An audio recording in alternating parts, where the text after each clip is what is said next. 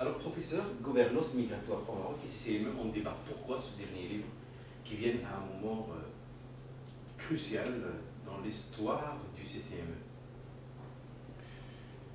Bien, parce que la question migratoire, maintenant, elle a pris beaucoup d'importance.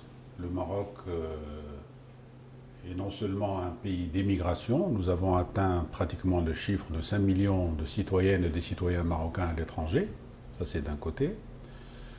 De l'autre, le Maroc n'est plus simplement un pays de transit, mais également un pays d'installation, même d'installation par défaut. Et par conséquent, nous sommes tous concernés par ce fait migratoire, donc qui concerne pratiquement l'ensemble de la société, l'ensemble des régions. Il n'y a pas une seule famille au Maroc qui ne soit pas touchée par l'immigration. Chaque famille où on a ou bien la mère, ou bien le père, ou bien le frère, ou bien les enfants, voilà. Et donc, c'est une question sociétale qui est très importante. C'est un thème également qui évolue, qui ne dépend pas uniquement de la position du Maroc, mais également de la position des pays d'immigration. Et donc, ce dossier évolue. Et pour cette période, bon, l'étude, comme vous venez de l'indiquer, elle porte sur la gestion, donc sur la gouvernance migratoire au Maroc. Donc, il s'agit aussi bien de l'immigration vers l'étranger que de l'immigration étrangère au Maroc, et en focalisant essentiellement sur une institution importante qui est le Conseil de la communauté marocaine à l'étranger. Alors justement, le CCME, mais pourquoi vous montrez du doigt le CCME alors qu'il y a d'autres institutions comme la Fondation Hassan II, le ministère marocain chargé des MRE et d'autres institutions aussi qui évoluent, qui travaillent d'une manière directe ou indirecte sur la question migratoire. Pourquoi le CCME? Vous avez raison. Il y a beaucoup d'institutions. D'ailleurs, c'est ce qui pose un peu problème au niveau de la gestion migratoire au Maroc.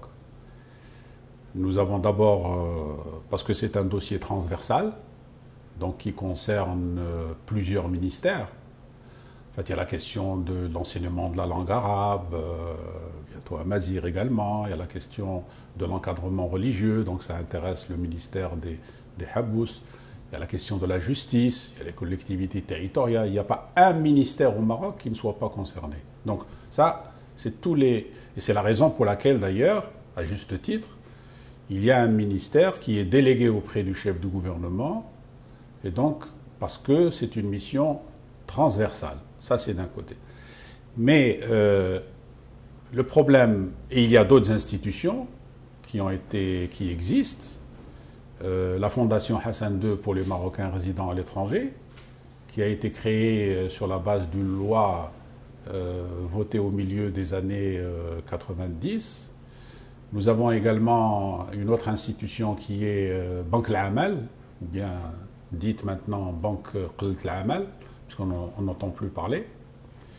Il y a la Fondation Mohamed V pour la solidarité, qui fait un excellent travail, dont le champ de compétences est bien délimité. Il s'agit de l'accueil, mais de l'accueil au sens large, et donc qui joue son rôle et qui n'empiète pas sur les compétences d'autres institutions. Et nous avons également le Conseil de la communauté marocaine à l'étranger, qui est un acquis depuis 2007 et qui normalement, d'après le DAIR, l'instituant, a une double fonction. La première, c'est de formuler des avis consultatifs à Sa Majesté concernant les politiques publiques du Maroc en direction des Marocains résidant à l'étranger. Et là, le champ est très vaste. Voilà. Et il a également une fonction dite prospective, c'est-à-dire étudier l'évolution, les mutations de l'immigration, et puis également essayer de voir quels sont les changements qui s'opèrent par exemple dans les pays d'accueil pour pouvoir anticiper, pour pouvoir prendre un certain nombre de mesures à l'avance qui pourraient, disons, réduire un petit peu l'influence de ces changements. Alors, donc, il y a une série d'intervenants, d'acteurs institutionnels. Mais le problème, ce n'est pas tellement le nombre, mais c'est surtout la délimitation de la compétence de chacun et qu'il n'y ait pas un double emploi par rapport aux autres. C'est ça la question qui est posée. Et donc, dans le livre, vous allez constater qu'à un certain moment, le livre parle bien entendu également de la gestion du ministère de la communauté marocaine à l'étranger, en ce sens que, pour ne prendre que la période récente, c'est-à-dire le gouvernement Ben Keren, où à mon sens, le programme est intéressant. Le programme qui a été développé, qui a été présenté au niveau du Parlement en janvier 2002. Il y a globalement 5 axes. Il y a l'axe, disons, culturel, éducatif. Il y a l'axe administratif et consulaire.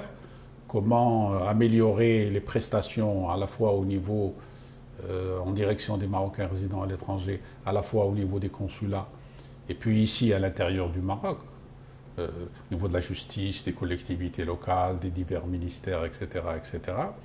Il y a le volet économique, comment inciter les Marocains résidant à l'étranger. Ça, c'est une vieille préoccupation des pouvoirs publics. L'immigration a toujours été considérée de manière utilitaire, de manière marchande. Les devises, et d'abord les devises, voilà. Et ce qu'il y a de nouveau dans le programme du gouvernement, c'est un axe concernant la nécessité d'appliquer, d'opérationnaliser les articles de la Constitution rénovée du 1er juillet 2011, qui a effectivement prévu toute une série d'articles, dont l'article 16, 17, 18, 30, 163. Le livre aborde également la question de la fondation Hassan II pour les Marocains résidant à l'étranger. Il y a une série de développements qui montrent par exemple que c'est une institution qui a besoin également d'être mise à niveau, au niveau de son texte, au niveau de ses attributions, au niveau de son action. C'est une institution qui a également besoin également, enfin, la loi la régissant doit être appliquée. Tenez, un exemple. Dans la loi, puisqu'il s'agit d'une loi encore une fois, il y a la nécessité que le comité directeur de la Fondation Hassan II soit réuni au moins 2 fois par an, à la fois pour étudier le projet, par exemple, de budget, pour préparer, voir le plan d'action, etc., etc. Alors, le comité directeur, il est composé de 2 composantes. Vous avez d'un côté les ministères, et là donc c'est pratiquement tous les départements ministériels, encore une fois, qui sont concernés. Et d'après la loi, les représentants de la communauté. Lorsque la Fondation Hassan II, la communauté était prévue par les amicales, les fameuses amicales, le parti unique en quelque sorte. Voilà, bon. Et curieusement, le comité directeur ne s'est pas réuni depuis l'an 2000. Nous sommes donc maintenant en août 2013, ça fait pratiquement 13 ans. Si on compte uniquement, ça fait au moins 26 réunions qui n'ont pas eu lieu. Donc, c'est un déficit. D'abord, on viole la loi, pratiquement. En second lieu, cette violation de la loi empêche l'institution de pouvoir coordonner, parce que lorsque le comité directeur se réunit, il y a toutes les institutions qui sont concernées, on discute, on échange, et là, il peut y avoir... voilà. Donc, ce n'est pas focalisé, enfin, ce n'est pas uniquement sur le CCME. Mais pourquoi le CCME maintenant ? Parce que d'abord, je dis, bon, c'est un acquis, c'est une institution importante qui a été créée en 2007 sur la base de nomination de 50 personnes. Mais en fait, il n'y a eu qu'une seule liste qui a été nommée, 37 personnes. Depuis, la composition n'a jamais été complétée. Et puis, pour une période de 4 ans. Donc, la formation de ce CME est une formation transitoire. Donc, les responsables, normalement, devaient se donner cette période qui est assez longue. À l'époque, on avait estimé que 4 ans, c'était beaucoup. Simplement pour essayer de concevoir quel pourrait être le futur CCME au niveau de sa composition, au niveau de ses attributions, au niveau de ses compétences, etc. Bon. Entre-temps, le CCME a été constitutionnalisé par le biais de l'article 163 de la Constitution. Et heureusement que le CCME a été constitutionnalisé. Parce que si on part du bilan, peut-être que, au contraire, il y aurait eu tendance à se poser des questions vraiment sur son utilité. Donc, maintenant, il y a déjà à peu près 2 ans que normalement la période initiale prévue est dépassée. Donc, nous avons pratiquement une année de préparation au niveau du CCDH pour l'avis consultatif qui avait été présenté à Sa Majesté. 4 années période transitoire, ça fait 5, plus 2, ça fait 7, et normalement, dans le cadre du plan législatif du gouvernement, tendant à opérationnaliser les dispositions avancées de la Constitution, normalement, la question du CCME, la loi, c'est une loi, c'est pas une loi organique.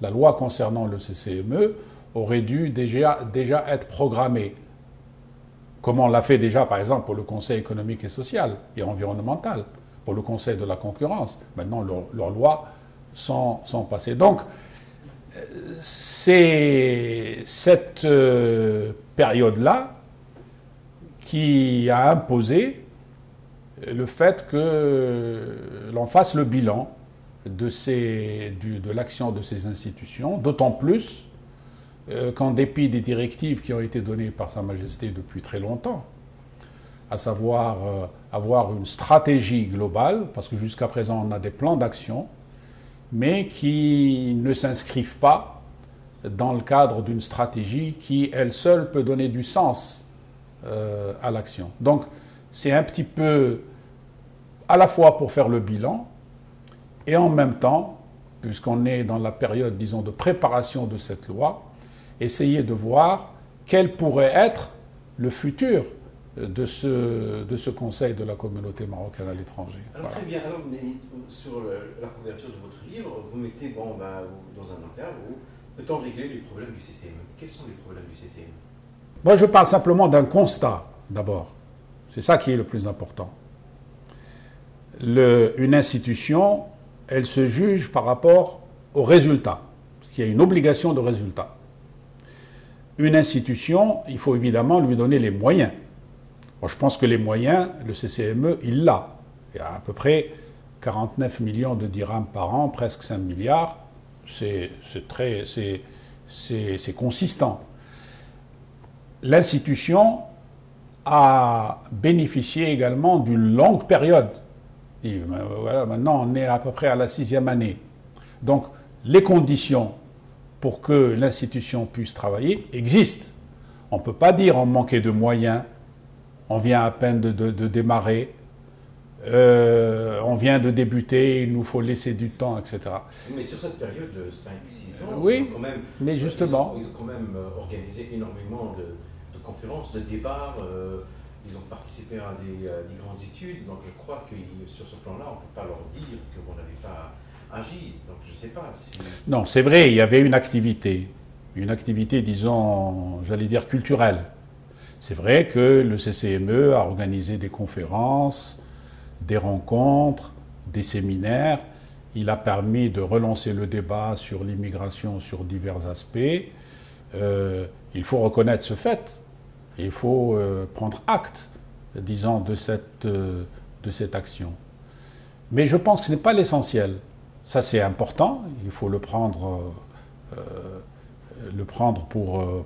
pour acquis et en tenir compte. Mais l'institution, elle doit être évaluée d'abord sur les objectifs qui lui ont été assignés. C'est-à-dire permettre à l'État marocain de rectifier, d'ajuster, de revoir les politiques publiques dans des domaines très vastes. Dans des domaines très vastes. À la fois au niveau de l'enseignement de la langue arabe, de la culture marocaine, de la situation des jeunes à l'étranger, de l'encadrement religieux, etc., etc. Donc le domaine est tellement vaste. Et de ce point de vue, il aurait fallu présenter des avis consultatifs. Notamment, alors, certains diront évidemment, oui, mais le CCME, dans le cadre de ses attributions, il n'avait pas l'autosaisine. C'est vrai. On ne nous a pas demandé de le faire, donc on ne le fait pas. D'abord, c'est un argument, je trouve que c'est un peu rapide. Pourquoi? Parce que rien n'empêche. Si une institution travaille bien et qu'elle contacte, en l'occurrence, elle contacte par exemple le cabinet royal en lui disant, voilà, bon, nous avons effectué une réflexion et nous avons un certain nombre de propositions à émettre. Est-ce qu'on peut inscrire ça dans le cadre de l'agenda au niveau protocolaire? Je ne pense pas que l'on puisse dire non. Par contre, il y avait eu des avis qui étaient expressément demandés.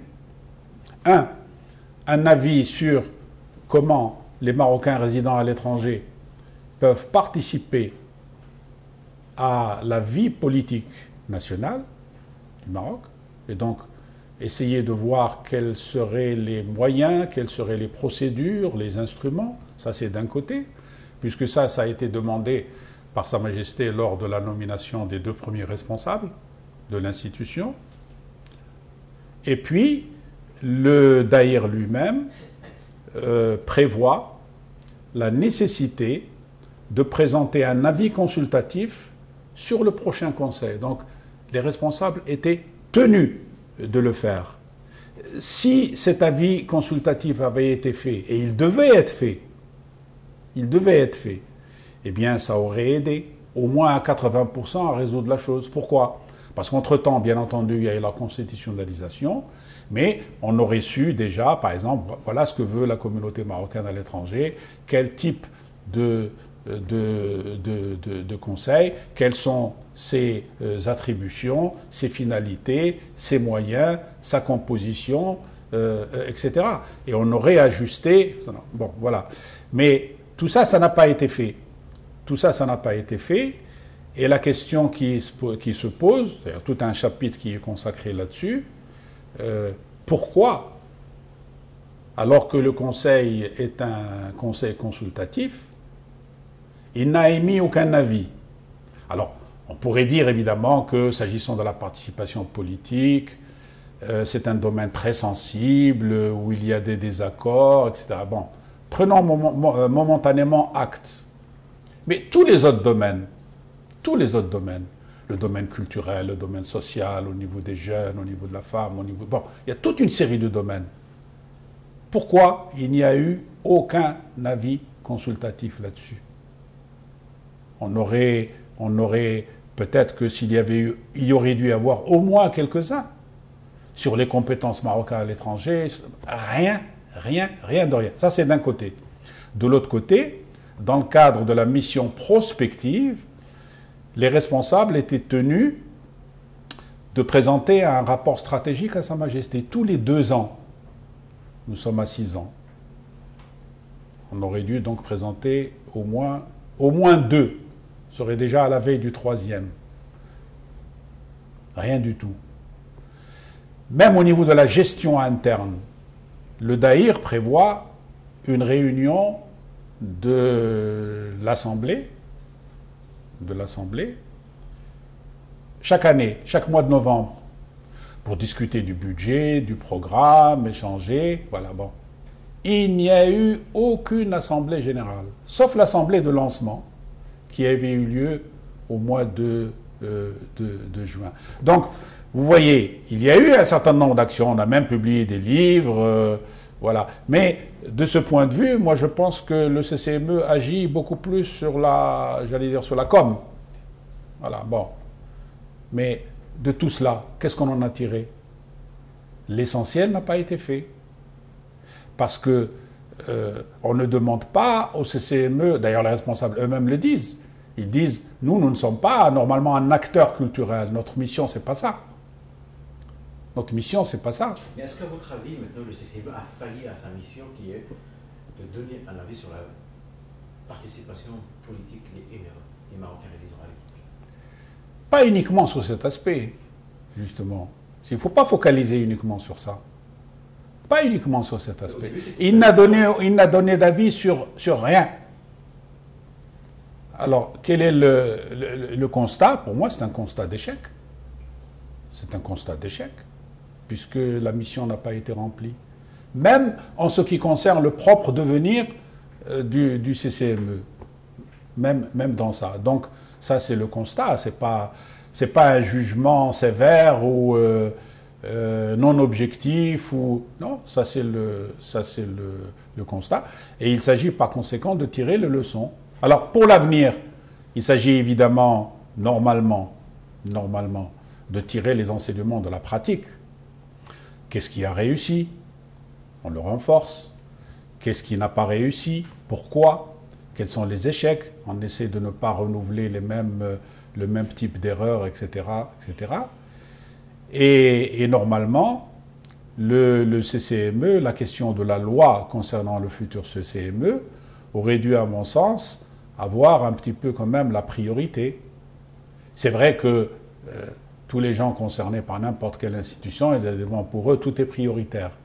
Mais il vaut mieux d'abord commencer par les institutions qui ont déjà fonctionné.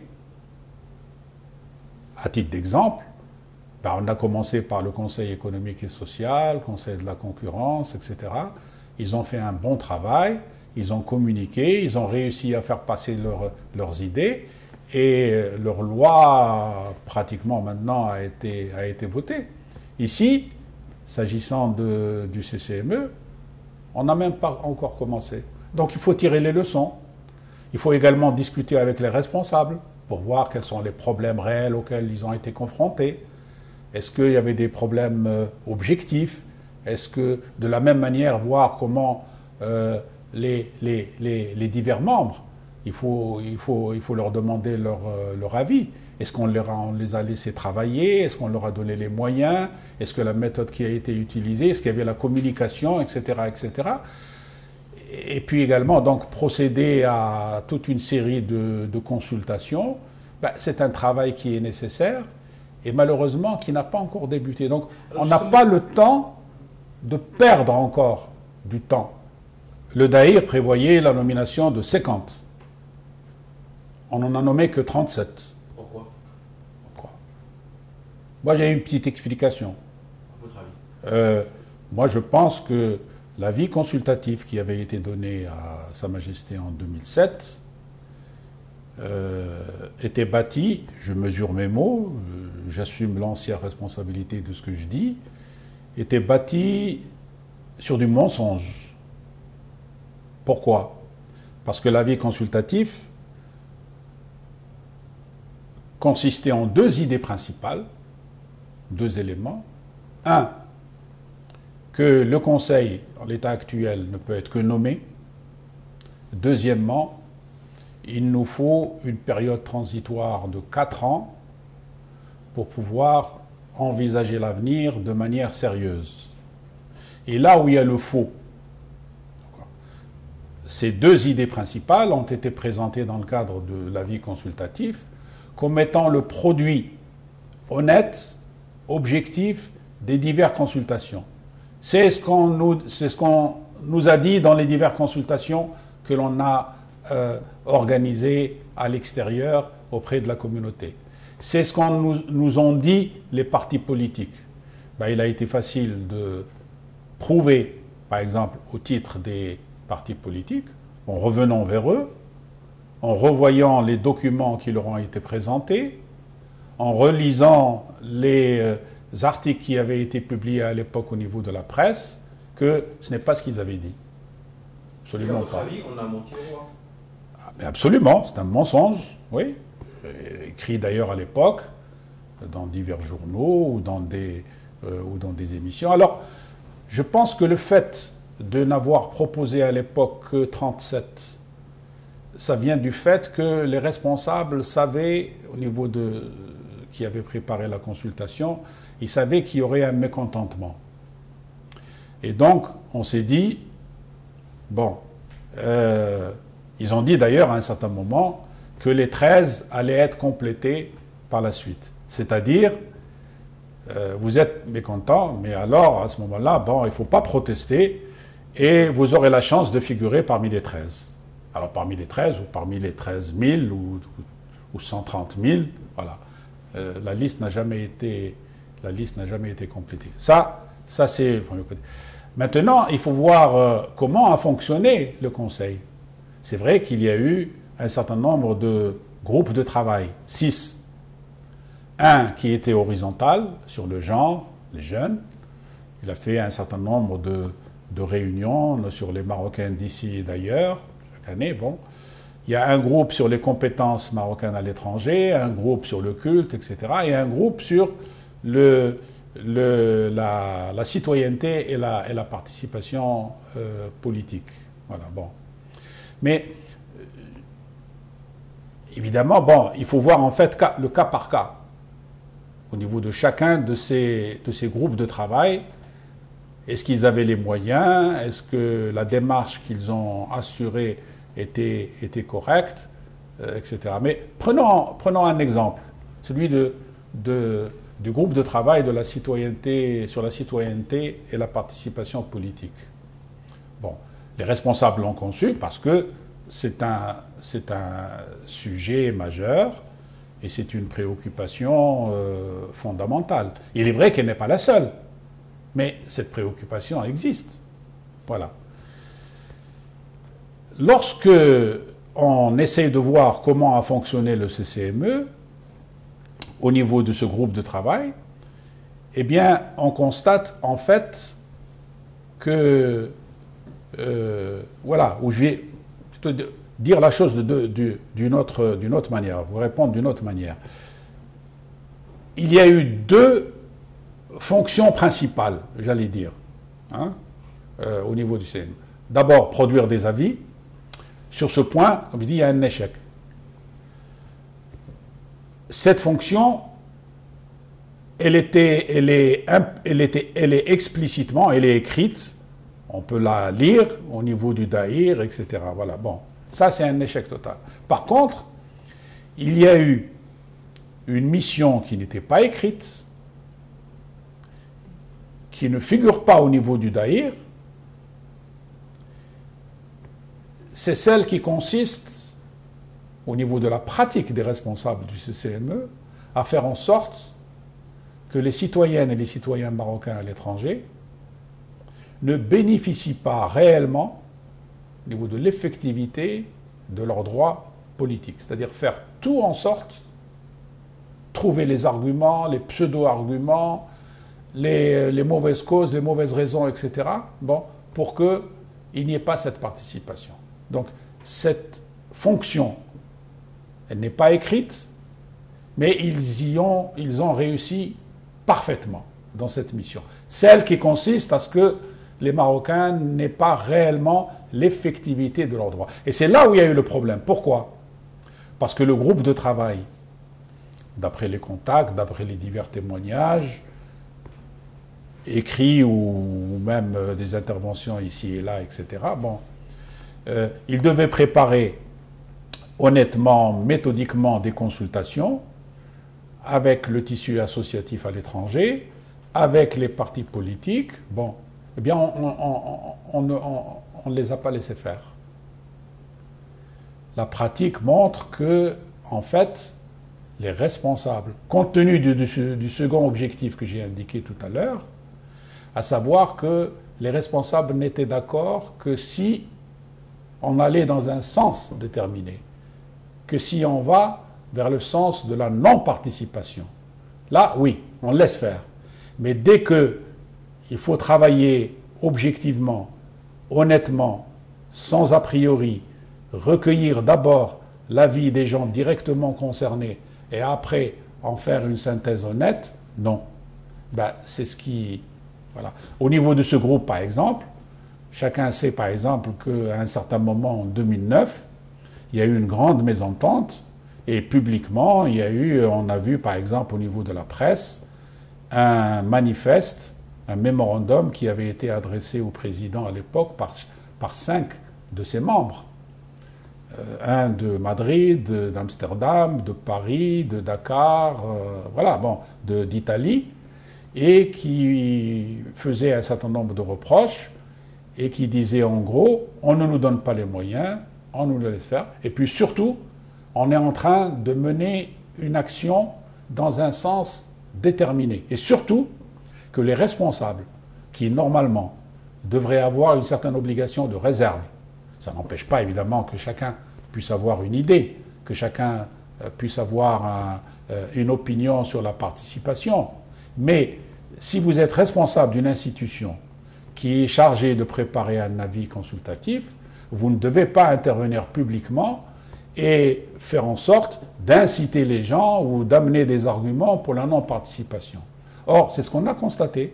C'est-à-dire, d'un côté, on n'a pas laissé le groupe de travail réaliser son action, mais de l'autre côté, il y a toute une série d'interventions, certaines sont reproduites ici, au niveau des divers responsables du CCME, au niveau des 3, eh bien, qui, chaque fois, dans des conférences de presse, dans des colloques, dans des écrits, dans des débats télévisés, etc., ils essaient de montrer essentiellement pourquoi il ne peut pas y avoir de participation. À savoir, ça, ce n'est pas une demande de la communauté, il y a autre chose. Ceux qui demandent, c'est simplement parce que, même pour des raisons personnelles, ils veulent être députés et donc ils veulent, comme on dit, monter sur le dos des Marocains résidant à l'étranger, que la question de la double allégeance, que lorsqu'on parle de ça, ça entrave, ça parasite l'intégration, que c'est difficile d'organiser ça, etc., etc. Ces arguments-là, ils ont commencé à être utilisés dès le départ. En 2009, lorsqu'il y avait eu le séminaire qui avait été organisé par le CCME avec les organismes similaires en 2009. Ces mêmes arguments ont été utilisés également lors de la préparation de la Constitution, puisque certains membres du CCME étaient parmi les membres de la commission, et à un certain moment, il s'est avéré qu'ils ont joué le rôle de juge et partie sur ce plan. Et puis après, lorsque la Constitution a prévu un certain nombre de dispositions intéressantes, eh bien, ils ont commencé à intervenir pour donner une certaine interprétation conservatrice, une interprétation non démocratique. Rappelez par exemple, il y a peu de temps, une fois au salon du livre, une activité intéressante qu'organisait le CCME, eh bien, le président du CCME, lors d'un débat, il a dit voilà comment il faut comprendre l'article 17. Si on veut que les Marocains résidant à l'étranger puissent voter à partir de l'étranger et être députés, etc., il faut changer la Constitution. Il dit ça et il se sauve. C'est pas ça. Puis tout dernièrement encore, avant l'intervention du chef du gouvernement, au niveau de la Chambre des conseillers, je l'indique dans le livre. Bon.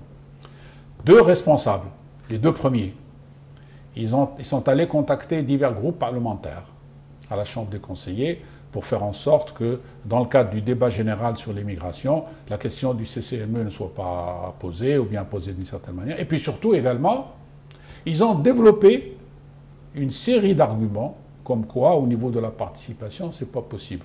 La double allégeance, les pays interdisent ça, ceci, etc.